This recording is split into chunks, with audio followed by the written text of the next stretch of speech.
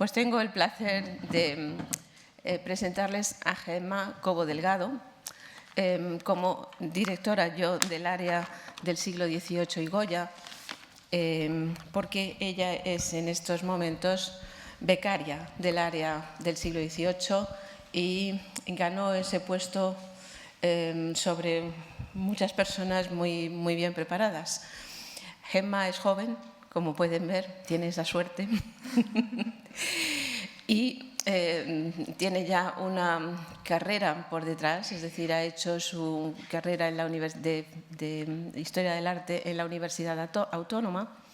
y el máster en lo mismo en la Universidad Complutense. Y según recuerdo,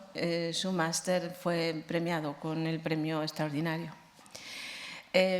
Por otro lado, hizo un trabajo de máster sobre la infancia en el siglo XVII y le interesó tanto ese asunto, en el siglo XVII en el arte, le interesó tanto ese asunto que decidió continuar con los niños también en el siglo XVIII en la Universidad Autónoma, tesis que le dirige la profesora Jesús Vega. Gemma ha entrado en el museo hace casi ya un año, justo en el momento en que se desarrollaba la exposición de los cartones de tapices, Goya en Madrid, y aprovechando eso, hicimos especialmente para ella una de las secciones, que era la dedicada a la infancia, para que realmente las prácticas y el trabajo en este museo fuera de verdad, fuera en serio, porque no hay nada mejor o no hay nada peor que tener que hacer un trabajo real para ponerlo en los muros del Prado y en una publicación del Museo del Prado. Ahí entramos ya en la vida real, a la que ella yo creo que todavía de esa forma no se había enfrentado. Pero ha dado muy buenos resultados y la conferencia de hoy va a ser sobre el tema de su formación y de su interés, que es muchísimo, muy entusiasta sobre su asunto, sobre el tema de los niños. Gemma no tiene un gran pasado, pero desde aquí, desde el Museo del Prado, quienes estamos ya al final de nuestra carrera, le deseamos a ella una larguísima carrera. Nada más.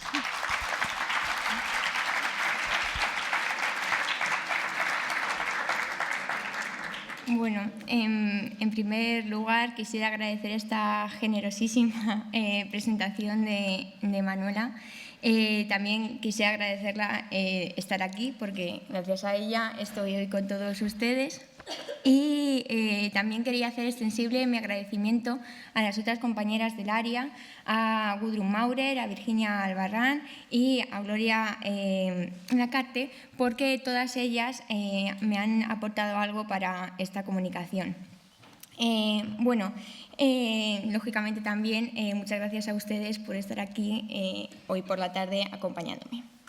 Quizá el tema que vamos a tratar hoy, los niños, a pesar de haber sido uno de los más representados en la historia del arte, no ha tenido hasta hace muy poco interés para los historiadores. Y es un tema esencial, sobre todo, para el artista que hoy nos ocupa, que es Francisco de Goya, y para la trayectoria artística que hoy nos interesa, que es los cartones para tapiz. Como ya ha dicho también Manuela, en la exposición hay una sala dedicada a los niños y esto nos deja entrever la importancia que Goya le dio a este asunto para sus cartones. No solo están en esta sala, sino que también ustedes la pueden ver hasta mayo. En los distintos ámbitos también hay veces que hay cartones dedicados específicamente a la infancia, como es en la sala de la música o en el aire. Goya representó hasta 11 ocasiones en los cartones a los niños como protagonistas, pero no fue el único ni el primero, sino que, como ya anunció mi compañera Virginia Albarrán, posiblemente en la conferencia hace unas semanas, posiblemente, aparte de esos temas marcos que se le daba a los pintores de la Real Fábrica de que se representaran asuntos jocosos y campestres o jocosos y agradables, se les debieran dar indicaciones más precisas sobre los asuntos que debían de representar y en este caso serían juegos de niños y la invención del pintor quedaría reducida a la interpretación del tema en cuestión o los modelos que debían utilizar. En este sentido, la primera serie que se realizó de juegos de la infancia es la que tenemos aquí de Antonio González Ruiz y Andrés de la Calleja, donde vemos que todavía sigue la imitación al estilo de Teniers, que al principio se pedían que se imitara a este pintor y de hecho sabemos que Calleja lo llevó a rajatabla porque había una carta que él pedía más modelos de Teniers porque decían que ya se habían utilizado todos los que había en la colección real. Entonces pide estampas para que se compren nuevas en París y así tener un nuevo repertorio al que acudir para estos cartones. También traigo una imagen del tapiz para que vean el resultado de estos trabajos, que es impresionante. Bueno, la siguiente serie es la de Antonio González Velázquez, que también sigue esta inspiración de Teniers, pero con una diferencia. Ya Pons, en el informe sobre los méritos de este pintor, dicen que son de invención suya, imitando el estilo de David Teniers como se le previno. Por lo tanto, ya no es una copia directa, sino que es una imitación del estilo. Y de hecho, como señala Sancho en su libro, se ve ya que, aparte de los modelos neerlandeses, hay rasgos españoles en estos cartones.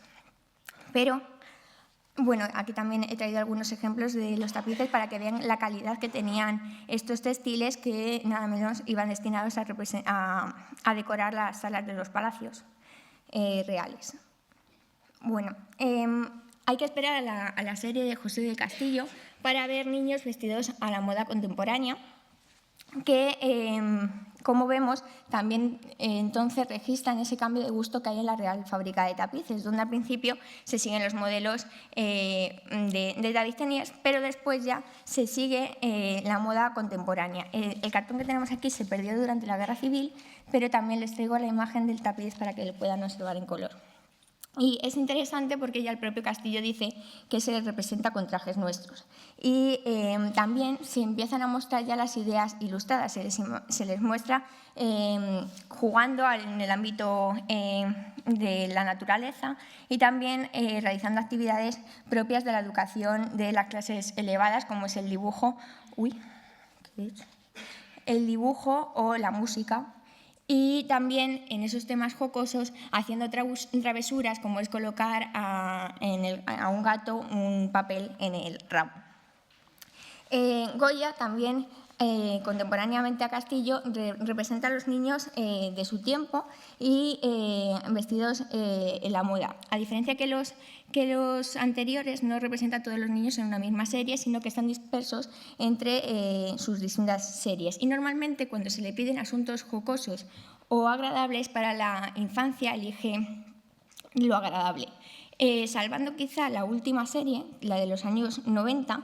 que quizá aquí, donde se aprecian rasgos como más rotos en las ropas o enfermedades, niños llorando, que son motivos que no aparecen en las anteriores series,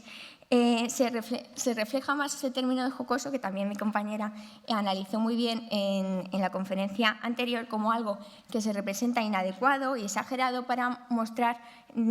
algo que se debe cambiar y con un sentido moralizante. Como veremos, y no en vano, es la más cercana a la serie de los caprichos, donde Goya luego explotará mucho más estas facetas. No obstante, Goya en los cartones ni sus compañeros no se refleja la fiel realidad sin más, como se ha dicho muchas veces, sino que parten de modelos y de la tradición artística asentada que se une con la observación de la realidad. Y en este sentido, los juegos de niños tenían una larga tradición visual. Como podemos ver en esta estampa, ya se ven niños jugando a soldados, niños inflando la vejiga, un niño con un pájaro, que son temas que luego explotarán en la Real Fábrica de Tapices.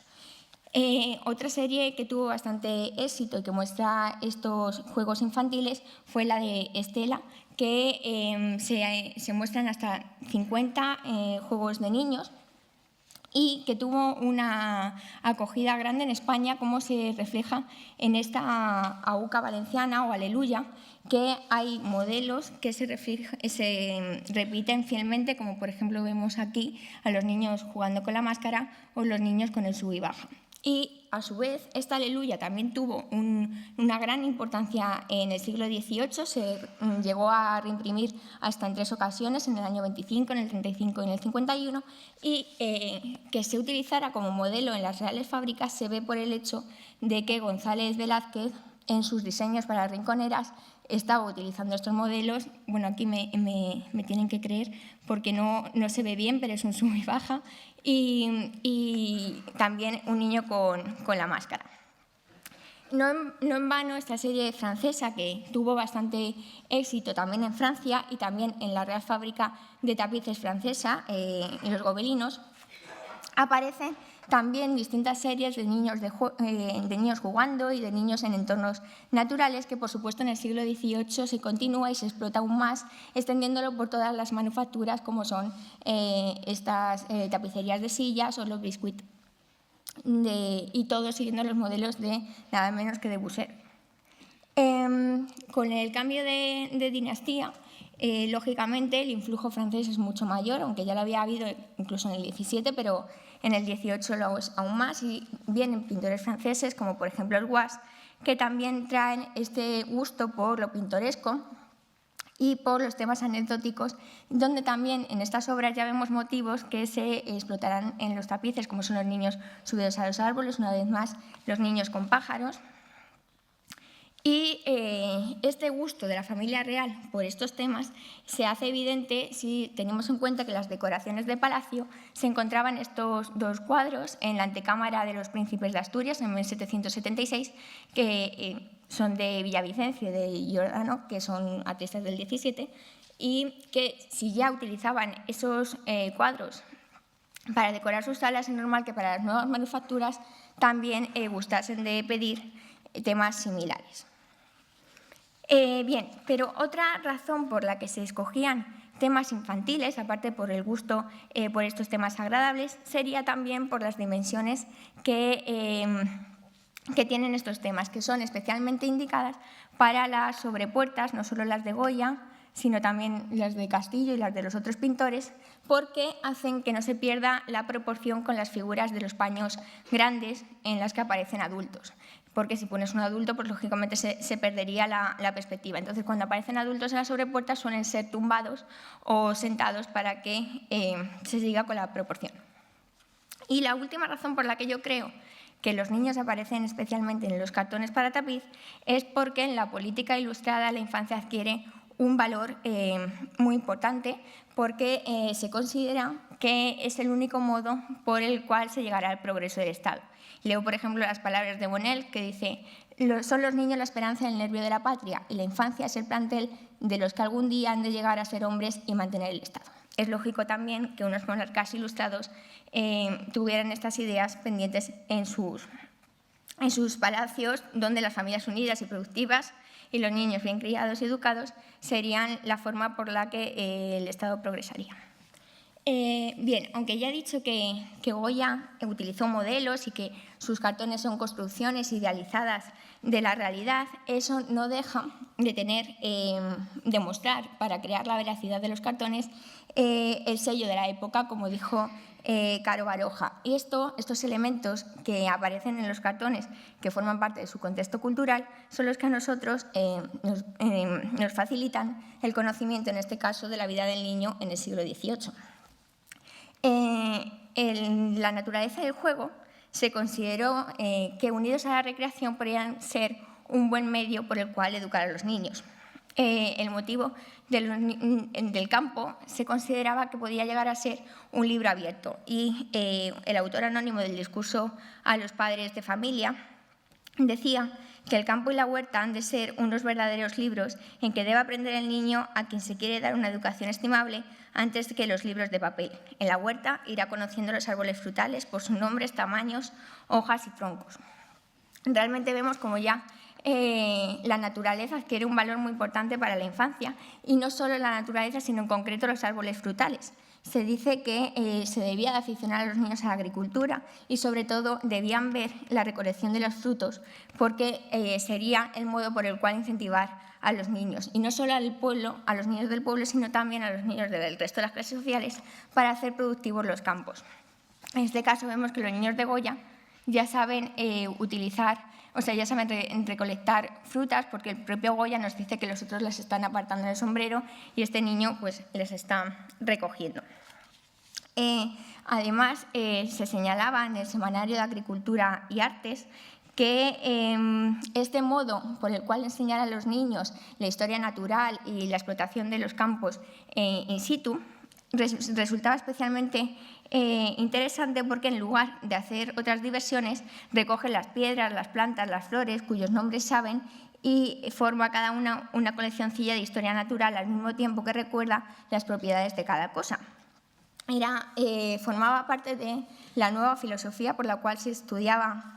con el método experimental que ya estaba presente en la corte desde Felipe V, en la que vemos, por ejemplo, en el retrato de Carlos III, cómo está estudiando botánica a partir del estudio con las propias plantas, que era la única forma de aprender su taxonomía y su clasificación, a pesar de que también tiene un gran valor simbólico, como ya ha estudiado Luxemburg o Riazamoya. Y además, la subida a los árboles para coger frutas era indicada para los niños porque se consideraba un medio adecuado para robustecer su cuerpo y ganar agilidad, que también era necesario en la educación ilustrada. En Muchachos treplando a los árboles, que yo creo que también reflejaría la necesidad de este tipo de educación, pero desde una perspectiva distinta, como ya he dicho, más cercana a lo jocoso, porque tenemos que tener en cuenta que este primer cartón para tapiz es de la primera serie y este es de la última. Se refleja esa distorsión o exageración de la realidad mirando a los niños como tienen todos los trajes rotos, además sufren la tiña, los puntos de apoyo son mucho más débiles que en el primero está perfectamente seguro con un pie subido a un árbol, el otro aquí no tiene dónde apoyar el pie y solo se apoya en una rama, mientras que este ya tiene las dos apoyadas y está completamente estable. Esta inestabilidad que aparece en este cartón nos da la sensación que se van realmente a caer el niño y que posiblemente al ser pobres lo que están intentando es robar fruta y que no van a alcanzarla. Y esto yo creo que es la forma de señalar también que se debe mejor educar a los niños del pueblo para que ellos mismos sepan recolectar fruta de una manera más segura y intentando tampoco perjudicarse, cayéndose físicamente. Bien, otra de las intereses entre el juego y la naturaleza está la captura de los pájaros, que aparece también en algunos cartones para tapiz de Goya. Vemos a uno de ellos que está recogiendo nidos de pájaros y el otro que acaba de atrapar a un jilguero, un pájaro cantor, posiblemente mediante la liga, que es se untaba una materia viscosa en la rama y entonces ahí el pájaro cantor quedaba atrapado y podían disfrutar los niños de su canto. Este objeto de uso, porque al final se consideraba como un juguete, como dice Philippe Aguet, no solo era popular entre los niños del pueblo, sino también entre las clases elevadas. Por lo tanto, no podemos hablar de un juguete popular, sino de un uso distinto entre unas clases y otras. Por ejemplo, Manuel Osorio tiene unas condiciones muy distintas a las del niño del pueblo, pero disfrutan igual de los pájaros. Como también la familia real, sabemos por el estupendo libro de Centurión que posiblemente la cotorra en la que aparece en el retrato de Felipe de Borbón era la misma cotorra que le habían regalado al niño en el año que le hicieron el retrato. Y lo mismo ocurre con Carlota Joaquina, que sería una de las niñas que disfrutarían de estos cartones para tapiz, que es lógico que gustara de ellos cuando ella misma jugaba de un modo parecido con estos pájaros. También uniendo la necesidad por el estudio de la naturaleza y los niños en ámbitos abiertos, estarían los animales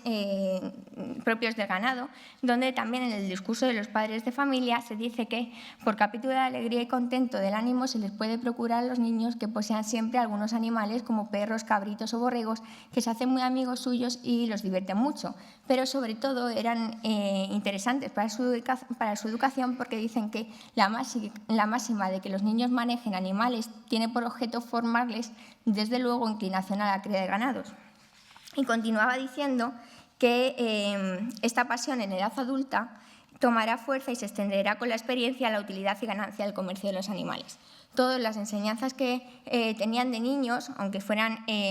entretenidas, estaban proyectadas para que en un futuro sacaran rendimiento. Y, de hecho, los niños que aparecen con este tipo de animales son de una clase social elevada, como se ve en los trajes. Y, de hecho, otra vez,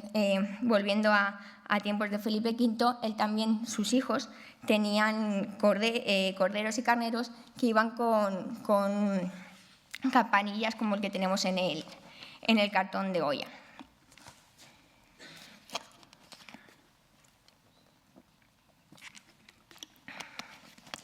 Pero además, como ya he dicho, otra de las preocupaciones fundamentales de la Ilustración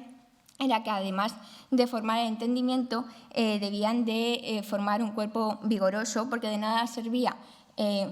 formar este entendimiento si estaba encerrado en un cuerpo endeble y enfermizo. Y en ese sentido, ilustrados como Campomanes, Jovellanos, exhortaron sobre todo que se introdujeran los juegos en la educación. Hay que esperar hasta la traducción del Tratado francés de Aimar de Rivière y Yagouffet para que se sistematizaran todos esos juegos infantiles y se proyectaran hacia una educación física del niño. En este sentido, el cartón de Goya, que según sus palabras representa a dos muchachos en pie, uno de ellos soplando una vejiga y el otro espera para atarla, estaría representando un juego que nos describen en uno de estos tratados de educación, de estos primeros tratados de educación física que se hacen en España. Dice así Vicente Navarro: este es el juego del balón, aquí lo suelen jugar con vejigas de cerdo en tiempo de matanza. Lo pondremos aquí para que los niños lo aprendan con arte. Dice: se coge una vejiga bien redondeada, se infla fuertemente y después, para redondearla todo lo posible, se la dan algunas vueltas con un hilo muy fuerte. Aquí vemos cómo existe esa concomitancia entre, por una parte, la observación de la realidad y, por otra, el seguir una tradición artística. Vemos cómo es un tema que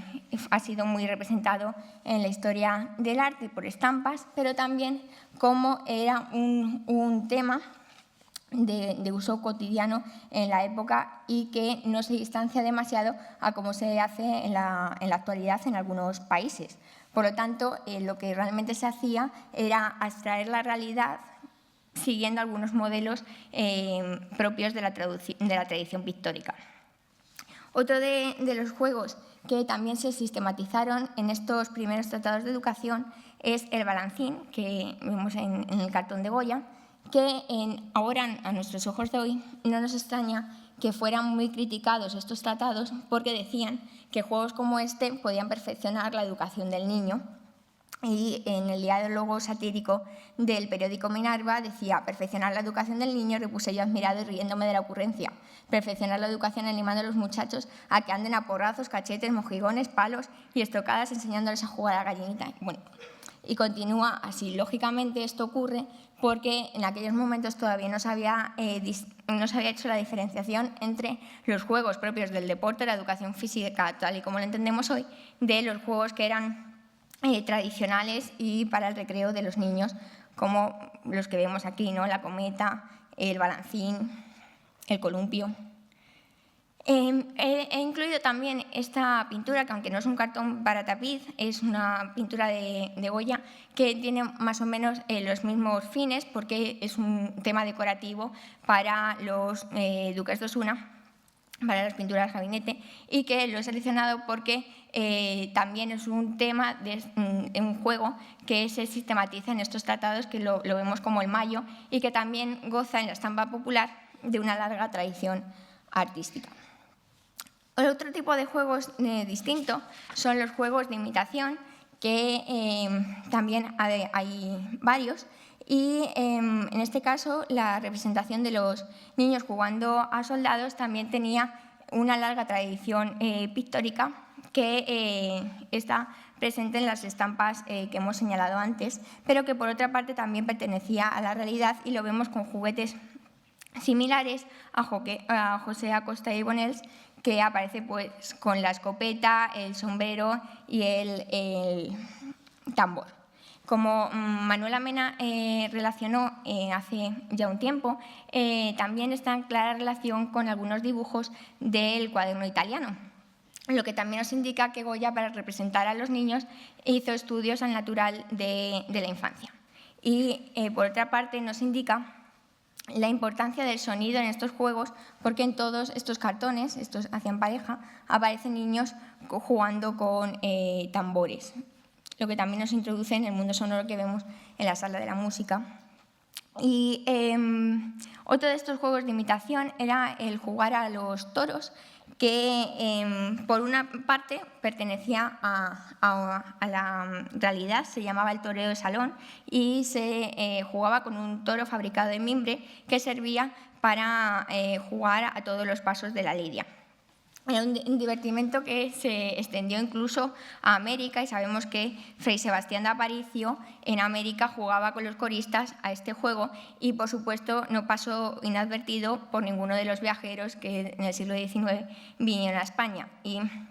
lo describe muy bien Davier, que dice: hemos visto a menudo niños que jugaban a los toros como se les ve en Francia jugar a los soldados. Uno que andaba a cuatro patas hace el papel de toro, mientras que el otro, armado de un junco a manera de lanza y montado a la espalda de otro de sus camaradas, hace de picador. Vemos, por tanto, cómo debía ser bastante usual, y que, al igual que los soldados, pertenecía también al mundo de la estampa popular, que era el producto más comercializado y de mayor acogida en el siglo XVIII, porque era lo más barato. Por lo tanto, pertenecía a la cultura visual de todos los ciudadanos de aquel momento. Otro de los juegos de imitación es, a mi modo de ver, las gigantillas, porque estos personajes eran personajes típicos del género chico, de las tarascas, y aparecían en procesiones, y sobre todo se destaca de ellos la desproporción de la cabeza y del resto del cuerpo, que es en realidad lo que están haciendo estos niños. El que está sujetando, lógicamente, tiene las manos recogidas para hacer de cuerpo, y el de arriba porta la cabeza y los brazos. Quizá que también está en la serie esa a la que me he referido antes, más ligada a los temas jocosos, está en relación a que se habían prohibido precisamente las gigantillas en las procesiones, porque se consideraba que era un modo de apartar o de distraer la atención del Santísimo Sacramento, que este tipo de divertimentos hacía más desorden y distracción que lo que realmente aportaba. Y estos juegos demuestran que, si son una imitación al mundo de los adultos, la práctica no se había abolido, sino que continuaba. Posiblemente muchos de ustedes ya hayan apreciado o hayan advertido una ausencia en estos cartones de los que hemos hablado. Y es que no aparece ninguna niña jugando, ninguna subiendo a los árboles, tampoco ninguna jugando a soldados, ni siquiera en el balancín. ¿A qué se debe esta ausencia? Bueno, pues sobre todo se debía al decoro, que debían atenderse principalmente estos cartones, que se ajustaban a los ideales culturales del momento. Las niñas no podían hacer estos ejercicios porque, como nos dice Feleón, están para ejercicios moderados. Su cuerpo, y lo mismo su espíritu, es menos fuerte y menos robusto que el de los hombres. Por eso, cuando se habla de niñas en los tratados de educación física, que es muy pocas veces, se señala que los juegos que están ejercitando son o elegantes o delicados. En este sentido, por eso, en los pocos cartones que aparecen jugando, están jugando a la muñeca o al carrito, y están en ambientes cerrados. Además, como señalan en la descripción, están cerca de su madre. Por ejemplo, Vallejo aquí nos dice que la están llevando una niña en el carrito para divertirla, y su madre, que estaba sentada en su labor, lo dejó en el suelo para el goce que le hace ver a su hija. Esto nos indica que también se muestra la influencia de los tratados de educación física y moral de las niñas, donde se recomienda que las niñas no se deben de separar nunca de sus madres. Dice, las hijas parece que debe de ser mayor todavía la vigilancia, porque, a decir verdad, no se deberían de separar del lado de sus madres ni tener maestros. Esto nos indica que, bueno, de hecho, como vemos aquí en los cartones que aparecen, están en ambientes cerrados y aparecen en ámbitos burgueses, a diferencia de los niños que aparecen siempre en espacios abiertos jugando y niños de todas clases, aquí solo aparecen en una alta clase social. Y no nos debe extrañar porque en realidad el modelo de educación era el de la Virgen, que aunque en las estampas se reproduce, por ejemplo, como la niña contemplativa, todos ustedes saben que está reproduciendo a una Virgen niña de Zurbarán. Y a lo que quiero llegar es que en los cartones se representaba una imagen ideal de la educación de las niñas. No en vano, por ejemplo, este cartón de Aguirre estaba en las habitaciones de las infantas y se ve una niña completamente rígida, moderada y que, a diferencia del niño, que está completamente divertido, relajado, jugando con el perro. No obstante, no debemos pensar que esto era la realidad ni siquiera del siglo XVIII. En pinturas de un carácter más íntimo o restringido, vemos como, por ejemplo, tanto Luis de Berganza como María de la Luz hacían las mismas chiquilladas y travesuras, como también lo demuestran las correspondencias privadas. Pero en los cartones se pretendía dar la imagen ideal de lo que se perseguía y se quería conseguir en la sociedad, esos cánones de comportamiento vinculados a cada sexo. Por otra parte, quería tratar distintos aspectos que se pueden estudiar de la infancia a través de los cartones para tapiz. Uno de ellos es el trabajo infantil. Y bueno, tenemos este cartón que se muestra una familia que ha ido a recoger agua, que era una de las tareas que, como recoge Sarasúa, eran más propias de los niños de una corta edad. Los niños acompañaban a sus madres para recoger leña o agua, que es lo que vemos en el cartón. Y de hecho nos dice el médico Tissot en su Tratado de las enfermedades frecuentes de la gente del campo que muchos de los niños de las familias de campo trabajan en una edad que tan solo se tendrían que dedicar a los juegos de la infancia. No obstante, y aunque sabemos que formaba parte de la realidad, que los niños realmente se empeñaban en estas tareas, también parten de modelos,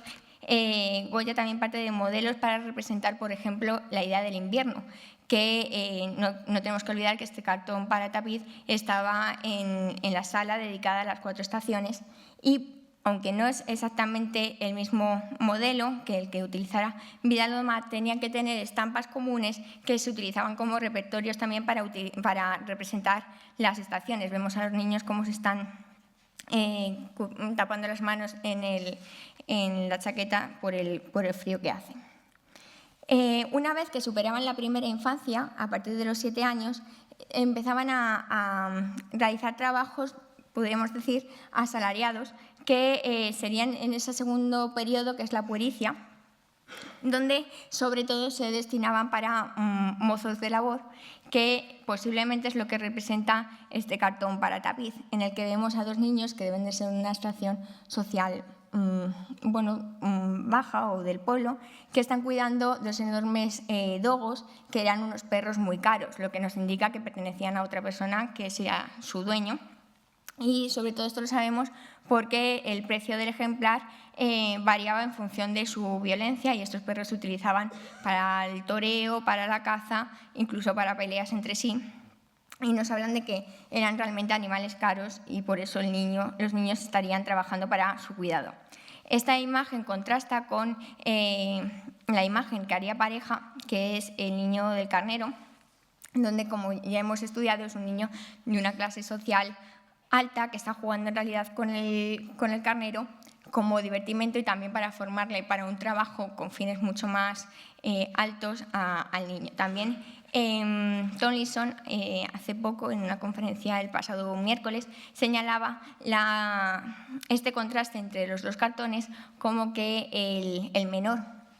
que estaría en este primer periodo de la infancia, representaría la primavera, que es el primer periodo entonces de la vida, y es el rico, que por eso el niño estaría bien vestido, y la vegetación es mucho más amplia, y este otro, que estaría en el segundo periodo, representaría el verano y por eso la vegetación es mucho más seca. Otro de los aspectos que podemos estudiar en los cartones para tapiz son los cuidados de la primera infancia. Y en este sentido es muy interesante, y les invito a todos ustedes a hacerlo, fijarse en los detalles de los cartones porque nos pueden dar mucha información. En este caso me interesa la figura de la nodriza, que nos la describe muy bien José del Castillo. Cuando escribe este cartón, dice: una pasiega sentada a los pies y sombra de unos árboles, dando de mamar a un niño, y a su lado una mujer en pie con una mantilla sobre los hombros, haciéndole alguna fiesta, haciéndole alguna gracia para que el niño no llore o lo que sea. Y la nodriza es especialmente interesante porque en esa figura convergen múltiples miradas, intereses, perjuicios, y es blanco de todo tipo de lecturas en el siglo XVIII. Y sobre todo en el siglo XVIII, aunque ya en el siglo XVI y en el XVII se critica esta profesión y también a las madres que la utilizan, es en el XVIII cuando se multiplican los tratados de puericultura por la preocupación por reducir los índices de mortalidad y también aumentar la población. Entonces, se las critica y se dice que tienen una conducta brutal e inhumana, como dice Mariano Piconelli y Gomila. Se las considera malas personas por el simple hecho de que abandonan a sus hijos para alimentar a los de otros. También se dice que son personas pobres, que son poco higiénicas, que, que pueden influir para mal a sus hijos, incluso por los fluidos de la leche. No obstante, como podrán apreciar, estas imágenes duras que vemos en los tratados de medicina no tienen nada que ver con las imágenes que estamos viendo de las nodrizas, donde se ve una cara muy amable de ellas, y es que realmente digamos que la teoría médica iba por una parte y la práctica por otro lado bien distinto. Sabemos que en los periódicos se anuncian todo el rato pues puestos de demandas de nodrizas y también ofertas de nodrizas. Pero ¿por qué en el Palacio Real se ofrece esta imagen tan amable si tenemos unos monarcas ilustrados? Pues sobre todo porque las reinas y las infantas, las princesas, eran las primeras consumidoras de sus servicios, y de hecho sabemos que en la familia real se las tenía especial estima, y que cuando se hacían adultos algunos príncipes, si las nodrizas necesitaban ayuda económica, las podían llegar a mantener toda su vida. O sea que realmente sí que se creaban vínculos afectivos con ellas. Luego es una figura que está muy estereotipada, la vemos en la colección de trajes de Juan de la Cruz, que era tan conocida por todos y se había asociado incluso el término pasiega, que es de la zona del Pas, de las montañas de Burgos, con ella, que en la versión española no hacía falta dar explicación, solo en francés se tenía que especificar de la montaña de Burgos, porque como estudiaron Molina y Vega, esta colección se pretendía comercializar en el extranjero con el fin también de lavar la imagen de España y de sus gentes, y por eso se representa también la nodriza completamente pulcra, limpia, con sus collares de coral, como también aparece en los pasteles de Tiepolo, que también estaban destinados al rey, que, como explicaban ellos, pasaban por el filtro del decoro de una imagen que pertenece a la realidad, pero que se hace abstracta y al gusto de quien va dirigida, que en este caso sería el monarca y los políticos ilustrados. Por lo tanto, vemos otra vez cómo la imagen de la pasiega se refleja de una manera positiva cuando todos los tratados de medicina estaban diciendo todo lo contrario. Bueno, la preocupación por la alimentación y por el vestido de los niños está patente en todos estos tratados, y bueno, incluso se discute el alimento que se le debe de dar al niño una vez que ha parado su periodo de lactancia. También se critica la práctica del uso de andadores, que como también vamos a ver en los cartones está muy aceptada por la población, a pesar de que los médicos dicen que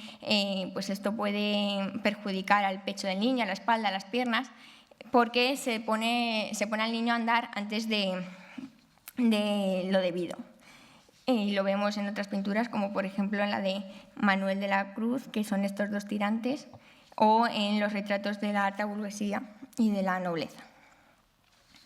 También la moda de los niños es muy interesante estudiarla en el siglo XVIII, porque es en el periodo donde más cambia y de un modo más deprisa. Al principio del siglo todavía se sigue utilizando el vaquerillo, que es lo que se utilizaba en el siglo XVII, que era una prenda que utilizaban los niños hasta los 7 años y donde no había distinción en su género. Tanto las niñas como los niños llevaban estas faldas que vemos al infante Felipe con ellas. Es sobre todo a mediados de los años 80 donde los niños y las niñas se empiezan a diferenciar con estos monos pantalón para los niños, que vemos en la vendimia y también en el cartón del carnero de Goya. Pero también tenemos que preguntarnos qué pasaba con la vestimenta de los niños del pueblo. Bueno, muchos historiadores que han estudiado este cartón para tapiz dicen que es una niña comprando un buñuelo al señor, pero sin embargo Castillo nos dice, que es el pintor del cartón, que representa un buñuelero con su cesto y un chico que le da unos chavos. ¿Se ha podido equivocar el pintor? Bueno, pues yo lo que pienso es que en realidad esta moda o bien llegó a España sobre los años 80 y todavía no estaba sentada, o es que la permeabilidad para las personas del pueblo llegó más lenta, esta moda de llevar a los niños con pantalón, y por eso este niño aún sigue utilizando faldas. También es interesante estudiar toda la preocupación que tenían los ilustrados porque no se les vistiera a los niños desde los 5 hasta los 10 años con vestidos estrechos que los apretaran, y se insistía que no fuesen preciosos para que pudiesen saltar, jugar o trabajar con toda libertad, como vemos en el Semanario de Agricultura y Artes. Y, por supuesto, esa moda a la holandesa, que fue una moda bastante extendida, no debía de sujetarse a estos parámetros de comodidad que pedían los ilustrados. Lo que sí que parece que se aceptó fue que el color de los trajes fuese alegre, porque en los tratados se decía que el color negro para los niños entristece el ánimo, y es cierto que sí que suelen aparecer con colores alegres. También para las niñas se dice que no deben ser ricos los vestidos porque causan daño en lo moral, enseñándolas desde temprano a estimarlos más de lo que merecen, y les quita la libertad de jugar, que les es tan saludable. Les obliga a estar sentadas por el temor que tienen de que las reñen o los castiguen. Esta moda de las niñas, que aparece también en la colección de José del Castillo, o sea, de Juan de la Cruz, es la moda borbonosa, que lógicamente debía ser todo menos cómoda, y la familia real, que también los vestía de este modo, de un modo pues a la moda infantil, nos representa que mientras que juegan no os importa que la ropa esté por el suelo, y que no importa si la rompen, que lo importante es que los niños disfrutan. Nos muestra cómo desde la realeza esto no perjudica ni a la salud ni a la libertad de los niños. Por otra parte, uno de los objetos que más se criticaron de la vestimenta de las niñas fueron las cotillas, que, como vemos, a Piconell y Gomila decía que no es fácil imaginar una práctica más contraria a la salud, que solo la moda y el deseo de parecer bien son los que han introducido entre nuestras damas y que no han dejado de extenderla hasta sus hijos para formarles buen talle. Pero decía que esto, muy lejos de causar que causa más disformidades que incomodidades de las que precave. Y como vemos, aunque fueron muy críticos todos los médicos con el uso de las cotillas, en los cartones para tapiz las niñas aparecen con ellas, y en los periódicos de época, por ejemplo en los anuncios de objetos perdidos, se ve cómo aparece que reclaman una cotilla para una niña de 16 meses. O sea, que realmente su uso debía estar muy al día para todos los niños para todos los niños de una cierta clase social, independientemente de cuál fuese su edad. Incluso la preocupación por la apariencia del niño y por su confort, digamos, se extendía hasta el peinado y se criticaba, por ejemplo, en estos tratados, que donde hay mayor ridiculez que ver en un muchacho de 6 u 8 años peinado ya de manos de peluquero o imitando el peinado de los hombres y vestido del mismo modo que los visten. También dice lo mismo de las niñas que se quieren representar ya como mujeres hechas, y realmente vemos en el cartón de Castillo como este niño va completamente peinado de peluquería, por lo que todas estas críticas de los ilustrados realmente se basaban en la realidad y que eran prácticas que estaban extendidas por todo el pueblo, y esta niña que va exactamente vestida igual, pero con colores distintos, de la mujer que hay detrás de ella. También la preocupación por dar consejos a los padres para la educación de sus hijos llega hasta el punto de recomendarles cuándo y cómo les tienen que dar premios. Y en es el tapiz porque el cartón se encuentra desaparecido. Dice, se ve una señora que va acompañada de 2 crías y un niño vestido de la holandesa que demuestra ser su hijo. Está agarrando la vasquilla de su madre y tiene la atención a un hombre que vende bollos y roscas, como también un puesto de naranjas y tostones. Está en el gesto de mamá, cómprame eso que estoy viendo. Bien, pues esto también se recoge en los tratados de educación y dice que no les estaba recomendado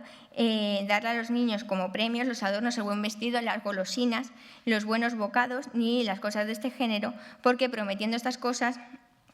se les acostumbraría a creer que son buenas y deseables y los tenían que menospreciar, muy por el contrario. Pero, por ejemplo, y en este sentido enlaza con el cartón Piconel y Gomila, que era mucho más permisivo, decía: un padre notará la impaciencia y el ansia del niño por alguna chuchería, que es lo que vemos en el cartón. Dice que ha visto, aunque sea una cosa inocente, será muy conveniente no concedérsela por el pronto y esperar a que no se acuerde de ella. Entonces se la podrá dar con disimulo y como que no se la da porque se la ha pedido, sino que es voluntariamente. Vemos cómo realmente estos tratados muestran preocupaciones de los ilustrados porque los padres superan bien educar a sus hijos y no ocurrieran pues, ejemplos de niños malcriados, que en realidad un poco se distingue con las preocupaciones de los padres actuales. También es interesante en relación a la educación de los niños, cómo sobre todo los ilustrados en los tratados se quejaban que la educación de los niños del pueblo, la educación de las primeras letras se estaba basando en los pliegos de cordel, en los romances, porque en las escuelas los niños de las clases más populares no tenían dinero para comprar otro tipo de materiales y entonces estudiaban con estos que tenían contenidos, digamos, poco morales. Sin embargo, este cartón de Goya nos permite comprender cómo, aunque los niños del pueblo, digamos, tenían que aprender las letras con estos romances y quizás eran usos por necesidad, también los otros niños de unas clases más pudientes, como los que tenemos aquí, eran receptores de este tipo de literatura, aunque fuese en modos distintos. Así que todos los niños en realidad recibían este tipo de romances de ciegos que eran tan criticados. Por último, quería tratar la relación de la infancia con su núcleo familiar, por la importancia que la política ilustrada dio tanto a la maternidad como al núcleo familiar, que es una de las preocupaciones centrales del siglo XVIII y por ello se hace toda una campaña a favor de la maternidad. Por ejemplo, se exalta el valor que tiene el afecto entre las madres y los hijos, que en siglos anteriores no se consideraba especialmente adecuado manifestarlo, y aquí, por el contrario, se considera útil y satisfactorio. Y, por ejemplo, como destacó Bolufer en el Correo de Valencia, se dice: «Qué amor tan dulce, qué expresiones de cariño tan puras e inocentes. No se encuentra aquí ninguna mezcla de aquella ponzoña amarga y cruel que acibara los amores de otra casta». Señala cómo el amor maternal no causa ningún daño, a diferencia de otros como el amor pasional. Vemos también como Goya, cuando quiere representar al ideal femenino, lo representa como una madre vestida acorde con la moralidad del momento, con un manto tapándose la cabeza y empleada en las tareas del hogar, alimentando a sus hijos o yendo a buscar agua y sobre todo haciéndose cargo de los niños y lanzándoles miradas de amor, como vemos a estos dos. Y es que la maternidad en el siglo XVIII se consideró muy importante, pero también durante todo el antiguo régimen, porque era el único modo que tenía la mujer de ganarse un lugar en la sociedad. Y en este sentido, el antropólogo Van Gennep dice que el parto asegura a la mujer una situación nueva en tanto que madre, sobre todo si se trata del primer alumbramiento y ha sido niño. Y es que los ilustrados, y eso se recoge en los tratados, consideraban que el único modo que tenían las mujeres para contribuir al progreso del Estado era precisamente dándole herederos y educándolos. Y cuando Goya refleja una buena mujer, como dice buena mujer parece, es una mujer con su hijo, que además sigue más o menos el mismo esquema de cuando representó a la duquesa de Alba con Mariluz, que como estudiaron Gudrun Maurer y Manuela Mena, pues sabemos que tuvo problemas, no pudo tener hijos y esto imaginemos que debió de ser bastante desosegante para una mujer que era la responsable de una de las familias nobiliarias más importantes del momento, por lo cual sabemos que sí que trató como si fuesen suyos a los niños que vivían bajo su techo, incluso pues a María de la Luz le dio la libertad. Creo que hay ciertos detalles de los cartones para tapiz, sobre todo, por ejemplo, la era, que son especialmente indicados para estudiar los afectos. Por ejemplo, aquí vemos a una madre que es la única que realmente percibe el peligro que están sufriendo sus hijos. Ninguno de los demás se ha dado cuenta de ello y es la madre la que está intentando que su hijo baje del carro y deje esa horquilla. Y por otra parte, y es mucho más interesante a mi parecer, vemos a un padre con un niño con su hijo, que le está introduciendo los dedos en la boca. Y esto es una señal de afecto que es rabiosamente moderna, porque en tiempos anteriores, en el siglo XVII, hubiera sido inimaginable ver esto, porque se consideraba que los padres, aunque quisieran a sus hijos exactamente lo mismo que en este momento, no debía de representar o de visualizar los afectos porque esto perjudicaría al niño en su educación. Sin embargo, en el siglo XVIII, muy por el contrario, se consideran que son útiles. Y, por ejemplo, también lo vemos en un detalle de un cartón de Castillo, donde un padre está intentando subir al niño a una tapia para enseñarle el jardín del caballo, que está aquí en el Buen Retiro, y explicando lo que ve. Esto se relacionaba con el método intuitivo, que también se declara como el más positivo para la enseñanza de los niños, y es que acompañen el padre de la mano o la criada o la madre al niño paseando y le vaya explicando todo aquello que se encuentran en el camino, para así acceder por primera vez al conocimiento. Y como vemos en este discurso, dice que el amor paternal bien regulado inspira dulzura y templa la severidad. O sea que realmente se consideraba que así las enseñanzas serían muchísimo más útiles. Y es que el ideal, esta mirada positiva, a partir de que se pensaba que a partir de la unidad familiar se conseguiría el progreso del Estado, lo vemos en este texto, por ejemplo, de Josefa María Borbón, que dice: si cada familia fuese arreglada, unida y económica, resultaría necesariamente el bien general del Estado, el cual consiste en la congregación más o menos numerosa de individuos y familias. No solo era importante que las familias nobles estuviesen unidas y fuesen productivas para este ideal de felicidad pública, sino también las propias familias del pueblo, porque era la felicidad individual de cada familia la que provocaría y repercutiría directamente en la felicidad pública. Bueno, y para terminar, quisiera señalar que los cartones para tapiz muestran una imagen positiva e idealizada, bastante lejos de la realidad y que se ajusta precisamente a la visión del pueblo que el rey deseaba tener. Los niños en los cartones, como hemos visto, por humildes que sean, no parecen sufrir y toman con empeño sus tareas y disfrutan de sus juegos. El Madrid que se representa en los cartones para tapiz es pujante y cosmopolita según esa visión positiva e idealizada que pretendía mostrar el bienestar que disfrutan los súbditos del rey bajo su gobierno. Pero en pinturas contemporáneas, algunos de los cartones, o más tarde en los caprichos, vemos como la realidad de muchos de los niños era bien distinta y no era tan feliz como los cartones nos cuentan. Y con el paso del tiempo y conforme la situación política se iba tensando en Madrid, los niños se les representa sufriendo terribles amarguras cuyo culmen son los cartones, o sea, son los desastres de la guerra de Goya. Y digamos que tras la opresión ominosa, y metafóricamente hablando, el niño ya aparece llorando amargamente desde el exilio en Burdeos, quizá por la sensación de que cualquier tiempo pasado fue mejor. Bueno, muchas gracias.